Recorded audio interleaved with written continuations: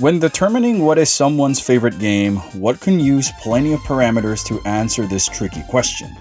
You could probably gauge it by how many times they have completed a particular game, the types of accomplishments they've made in them, or even by the kind of merchandise they choose to collect to show their passion for it. I, for one, like to think that playtime could be a good indicator to one's favorite game, since why would you spend hours on something you actively disliked? But that too can be a little misleading. It's somewhat easier to sink hours into a game with online multiplayer as the main focus, or something like an epic modern single-player story that takes forever to complete like most things these days.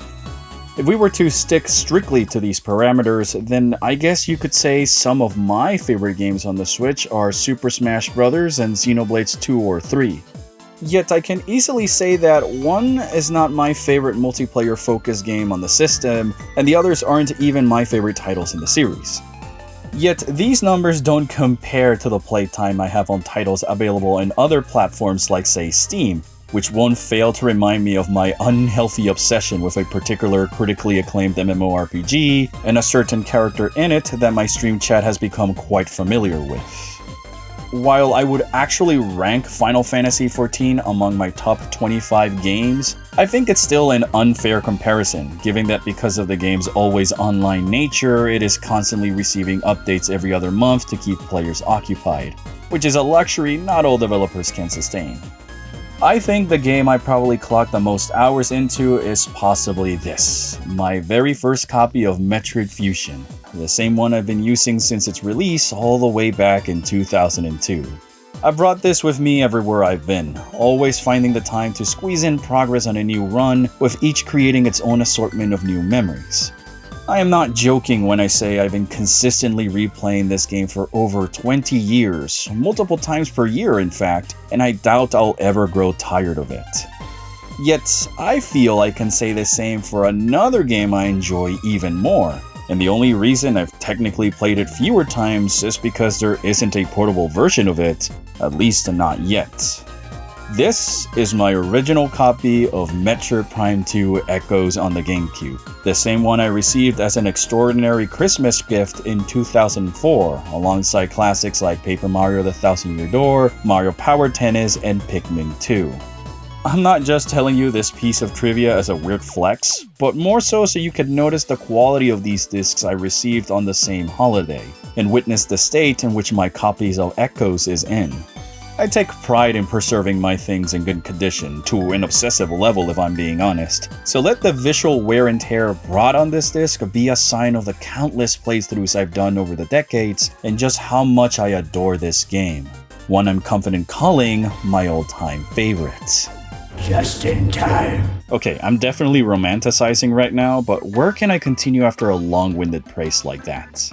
Well, while there are myriad of reasons why I adore this game, some of which I plan to explore in great detail later, I think the simplest way I can structure my general thoughts and keep this video short is by explaining what key features makes Echoes such a perfect sequel. It focused on elevating what made its predecessor so successful in the first place, which, if you were to ask me what was the case for a classic title like Metroid Prime, I'd say it was the way the gameplay mechanics, presentation, and story elevated each other and cooperatively work in service of each other to create the simulation of a living world. And I'd say that one of the easiest ways to see this philosophy in action is with a plethora of bosses Echoes throws at you. Because dear oh lear, there are a lot of baddies in this game. The new Sub-Guardian line of bosses, as labeled in the logbook, is a type of boss that uses Samus's weaponry against her, each having its own assortment of mechanics and combat scenarios that really make each encounter feel distinct. This offers an opportunity for not only the developers to flex their creative muscles, but also present a variety of memorable battles that create breaks in the exploration while keeping players on their toes, all the while serving as a way to further enhance the story. See, the cool thing about the Sub-Guardians is that they presented the chance for the developers at Retro Studios to address several story beats at once, including Metroid's most sacred tradition of, how will Samus lose her power-ups in the next game? And in the case of Echoes, it gives us a rather interesting reason with the revelation that the Ing were capable of stealing her items, and have found a way to add them to their arsenal. which also happens to answer the other age-old question of how did these Chozo technologies appear on the planet in the first place? So with the inclusion of this one line of sub-bosses, the game had a way of establishing the Ying as a terrifying force, while addressing other relevant story threats and tying it all together to the mechanics the developers wanted to use for the core gameplay loop, which is as satisfying as taking care of multiple dark pirate troopers with a singular energized light crystal. Again, what is great about Echoes is that the story and mechanics both work in tandem to enhance each other, and because of this, we got some of the most creative encounters in the series. After all, this game gave us several bosses that are fought only using the Morph Ball, arguably the most iconic power-up that often goes underutilized, which made for some of the most iconic encounters in the series, and it felt super refreshing in the variety of gimmicks that they managed to implement. Then again, it's also somewhat ironic since one of these fights is considered one of the most infamous in the series as a whole, the dreaded Spider Guardian, and let's not mention a certain speedy devil that no one really likes. Alright, let's rip off this band-aid. Oh, here is the Boost Guardian, what many consider to be the most loathed boss in all of Metroid, and with good reason. For one, the arena has no light crystals, so you're constantly losing health. The guy deals a lot of damage with a boost ball attack, and the only way to make it stop is by politely leaving bombs around him until it decides to finish its little tantrum so you can inflict meaningful damage again. This is what I would consider the game's main filter boss, a powerful opponent that challenges your knowledge and skills that you either get good enough to defeat, or you just decide to eject the disc and swap over to something else. This little spiky guy is permanently embedded into my brain from the countless hours I spent fighting it as a kid and the sense of accomplishment I got when I finally bested this jerk of a boss. In a way, it captures the magic that makes a lot of the From Software games so iconic, where you begin to develop a relationship with a boss who repeatedly mops the floor with you until you finally get good enough and overcome it. And while, yes, not all games should embrace this mentality, I also think it's not that bad to have a couple of actual difficulty spikes spread throughout to properly challenge players, especially when it's something like this that manages to put me on edge even to this day. In this case, the difficulty not only helps maintain the sense of dread synonymous with Dark Aether, but it also helped me understand the value of using my entire arsenal to quickly destroy the boss, especially with a light beam you collect early in your adventure. Not only does it deal more damage and a considerable amount of stunning, but the charge function changes the beam to become a spread shot, making it an excellent tool to try and snipe in some more damage when the boss scurries away in its darker goop form. Something the game doesn't outright say to you, but is a cool mechanic that rewards those who think outside the box, which I feel is something players may be more inclined to do this time around, thanks in part to the way beams were implemented in the sequel. I like to think that what Prime did was take an approach I like to call an upgrade system, where each beam feels like a natural upgrade to the power beam, offering an increase in damage and passive abilities so insane that there was not much of a reason to swap back to the power beam unless you needed to one-shot something with a super missiles. Echoes instead is what I like to call more of an arsenal system, where beams are used more as alternate weapons that offer some level of variety and strategy on how you decide to clear a group of enemies. The Dark Beam is great at freezing the agile wildlife with its Entangler property, that not only tracks them as they move around, but can also trap multiple targets at once, while the Light Beam's charge works as a fantastic way to cover a wide blast area, since its Light Blast property works like a super-powered shotgun, which, by the way, is as effective as a real shotgun when used at point-blank range. This mentality is simple to notice when you consider that since you acquire both beams early in your adventure, the developers were able to incorporate more scenarios in which you may want to swap your weapons for either combat or to interact with your environment. This not only gives them a small amount of extra purpose, but also eases players into becoming more accustomed to swapping their weapons to handle any given scenario, much like the Luminov had to do to continue their fight. Yet, because the beams have such a fast firing pace, it helps encourage players to be a bit more on the offensive, and match the overall aggression that the enemies constantly unleash at you, which gives this sequel more of its own identity. Even the annoyance of working with limited ammunition plays a part in world building, as one could owe this system to the fact that we are using Luminov weapons, a totally peaceful species without the same combat culture as the Chozo, who rushed to develop these weapons out of necessity to stand against the Ing, using only prototypes and research and theories. So, in a way, we could even see this as a sign that the Luminov never had the chance or the knowledge to give their weapons unlimited ammunition, or that perhaps this is what makes the Chozo technology so valuable, as they found ways around these shortcomings, showcasing just how much more advanced their civilization is in comparison to the rest of the Metroid universe. The point of the matter is that the mechanic is here to find ways to promote more use of the power beam as a part of your arsenal, and increase the tension in tricky battles where you have to make your shots count, while also marrying the mechanic to the story in a way that can further enhance the lore of the Luminov and their plight. And I don't want to hear any complaining about the limited ammo, because Echoes just litters the map with destructible crates on almost every corner, basically guaranteeing you will always be able to regain all of your ammo for your beams in no time. It's as easy as just shooting the crates, or any creature for that matter, and standing close to the floaty object to collect them, since you don't even need the charge beam to draw them near Samus. Like, come on guys, don't let this little number spook you from using your weapons. Just go and have fun with your beams and missiles. Embrace your mocking lineage for once and destroy everything in your path. There is no such thing as overkill. The Ing need to be completely eradicated anyway, so Hadar Sen Olman. Sorry, got a little carried away there. I think all of this blue goop in my water is getting to my head. I'm just super passionate about beam swapping when a game gives you more to do with them beyond just disintegrating your opponents at will.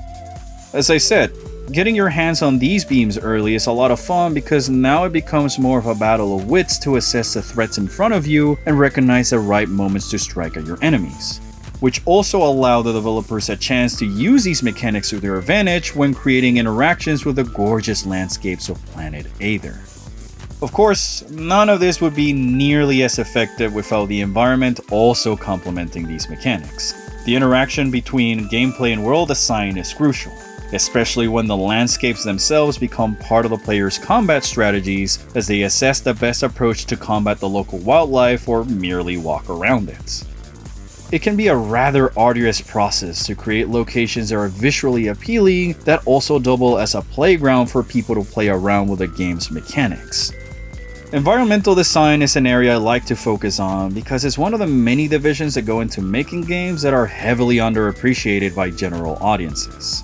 It's one of the most effective ways to convey a story without needing dialogue, which can elevate your narrative and leave a bigger impact. And this is something I think is arguably one of Echoes' strongest accomplishments, because it's something you can fully appreciate at any point in the game. All you have to do is take a moment and truly admire the scenery around you, the variety of locations available ranging in all sorts of shapes and sizes, sporting a wide assortment of monuments and architecture rich in meticulous, precise detail, where there is something to appreciate at every corner. Rooms are populated with such deliberate placement of creatures and props that paint a picture of the history of these places, a past still echoing to this day. The sky of Aether constantly fluctuates between light and dark, showcasing the planet's relentless struggles and impending doom. The lighting deliberately making each area feel gloomy or melancholic so that you feel the weight of what once used to be a home. A lot of this storytelling is also conveyed through the soundtrack, with a music that captures the pride and resilience of the Luminov, and then distorts it for their dark counterpart to signify how this dimension warps the world with its sinister influence. The soundtrack is filled with memorable pieces that do an excellent job at capturing the mood of any particular moment, or at times even tell a story of your opponents.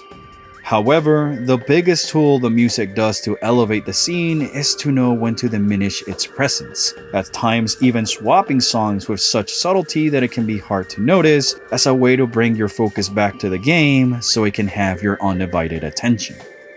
Through these features, you can begin to unravel the planet's mysteries in your mind and wonder what any of these places could have once been, until the point that your imagination obsesses over the meaning behind the surroundings, making you go and scan everything to learn what actually happened on this planet and understand why it's a world worth saving.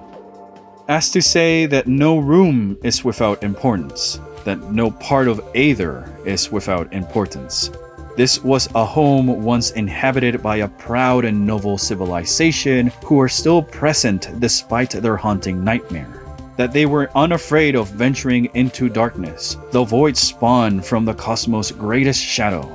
They would not surrender as long as the light shone in their world, hoping for the day it would pierce the very stars they were born from and send someone to their aid. Someone who will finally put this inescapable nightmare to an end. Every mechanic and detail laid by the development team is here to complement the narrative, and more importantly, they use this to effectively tell a story. Because no matter whether or not you actually went to read the scans, you were able to get a gist of what was going on, which is proof of just how excellent the visual storytelling is in this game, and it's without a doubt Echoes' greatest achievement and the defining feature that makes it my all-time favorite.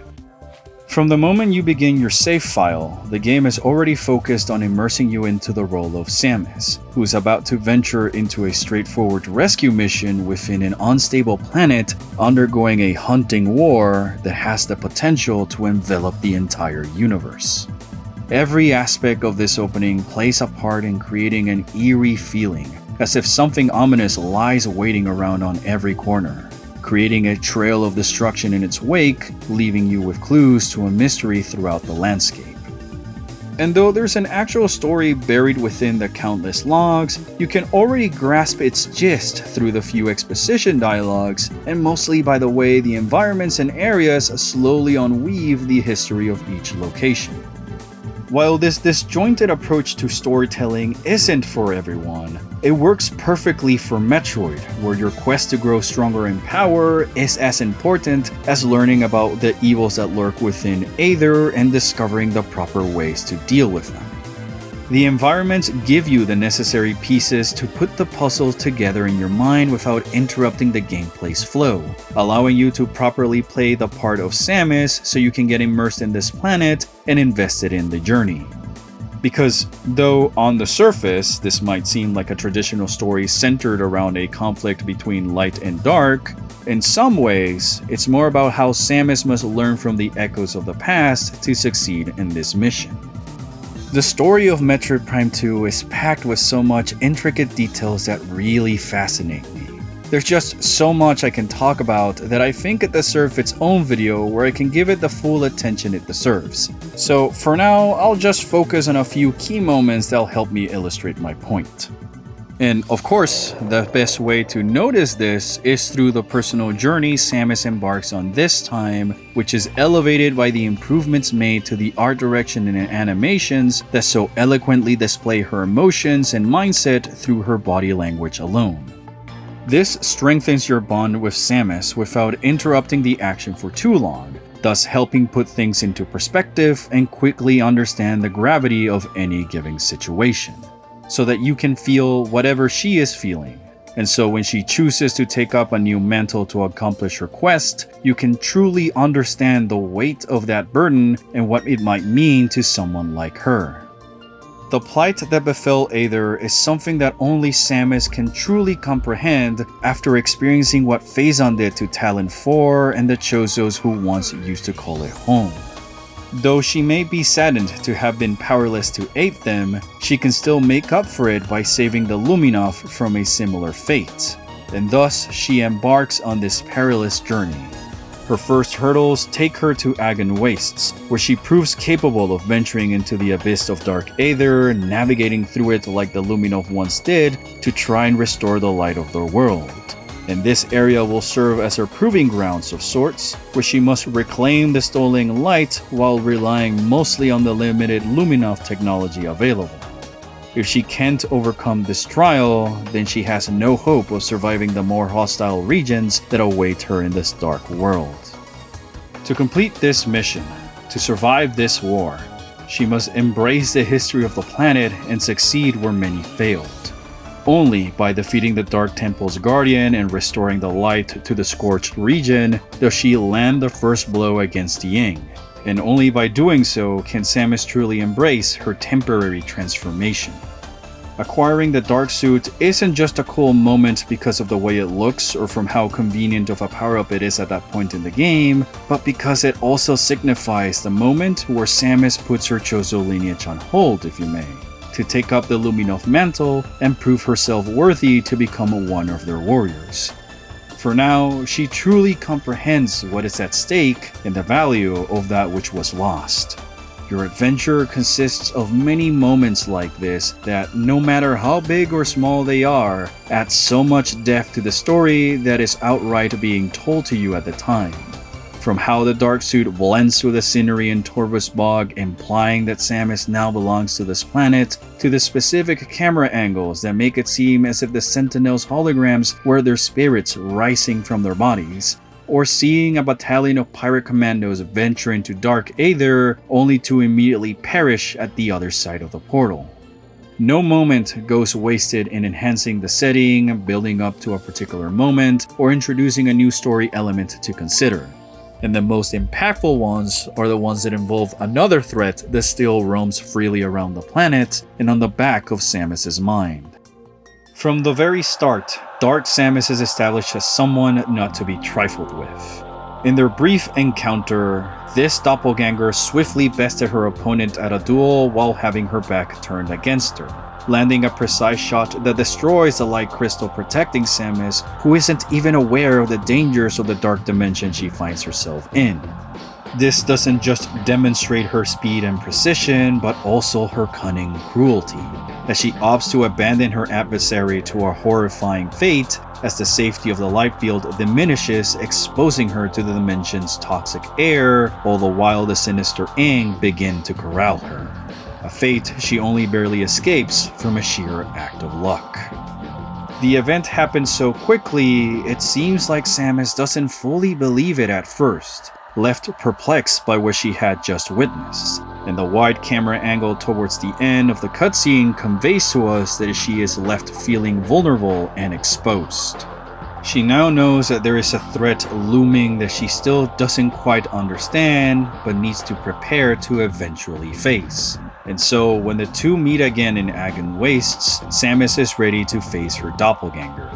She might have been caught off guard before, but it's something that she won't be able to rely on anymore, as Samus knows of her precision in planning. Yet, despite also sporting superior firepower and abilities, Dark Samus fails to conquer her foe who doesn't even have a single beam upgrade, displaying that Samus's greatest strength is her ability to adapt to any situation, especially when it's against a dangerous enemy that she deems a threat worthy of terminating. What makes this villain a standout favorite lies beyond the trope of the dark counterpart to a hero, which was especially popular in those days. It has to do more with the fact that this enemy is serving as an avatar for the Phazon itself, a way for it to express its own will while using the image of the one who tried to repress it on the impact crater. It's as though it's trying to mock Samus for her lack of understanding of Phazon's potential, while also making their confrontation rather personal. A force so sinister that even the Ing know best to observe her from afar in the opening confrontation, only attacking Samus when she leaves the scene, and then being powerless to stop her within the Sanctuary Fortress. The magic of the Metroid Prime trilogy is the way each installment works like a chapter that presents a different aspect of Phazon that makes it a terrifying entity, each taking place on distinct planets to demonstrate that no one is safe from its poisonous influence and that we can but begin to imagine its boundless possibilities. Yet at the same time, each installment presents its own self-contained journey filled with a concrete beginning, middle, and ending that makes them satisfying in their own merits, introducing its own set of mechanics, worlds, and stories that give them distinctive identities, filled with many memorable moments that make all three equally impactful among players.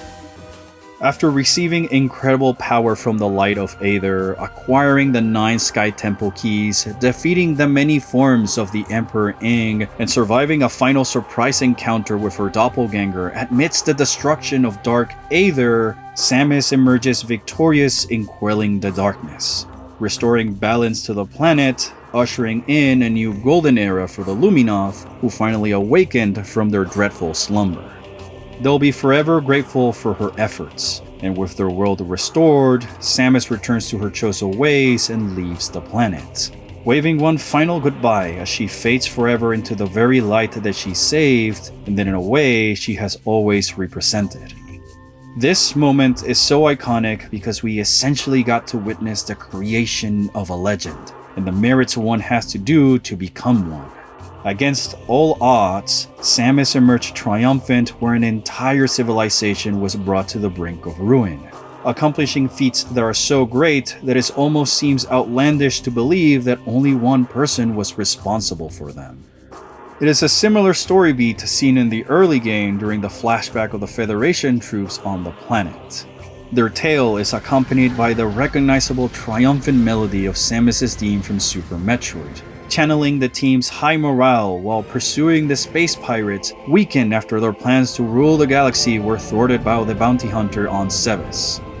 In fact, this detail is rather present in their logbook entries as the castaways shared her stories by the campfire, some holding her in high regard while others remained dubious to the claims of her merits. Regardless of their views, the team felt like they had a control over the situation, until the theme changes to that of the Ing as their horde comes in to swarm the troopers. This moment paints a cruel picture for the current struggle on the planet and puts into perspective how powerless the Federation was against it, foreshadowing the severity of what Samus would have to overcome and puts into perspective what it takes to become a living legend like her. For no matter if the Luminoth see her again or if the universe comes to know of her deeds, their people will not soon forget her accomplishments and struggles that forge a new chapter for the world.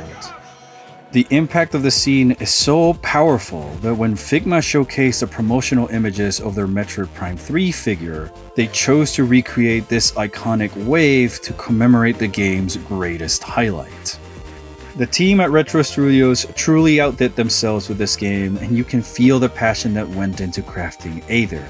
They took the opportunity to give us something completely different in the series, using any familiar element to set the stage while limiting their appearance to allow this game to stand out and give the franchise some fresh air.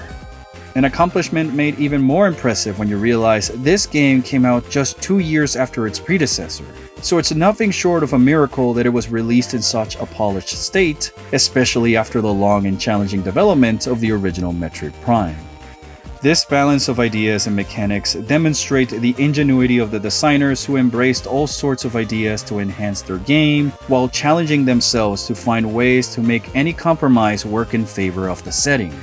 An example of a team of talented people who expertly adjusted to any constraint they encountered during their development, using each one as an opportunity to think outside the box to find creative solutions to their problems.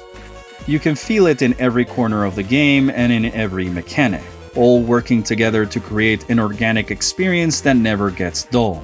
It's a clear reminder that limitations can elevate art, and what the team achieved here is truly outstanding.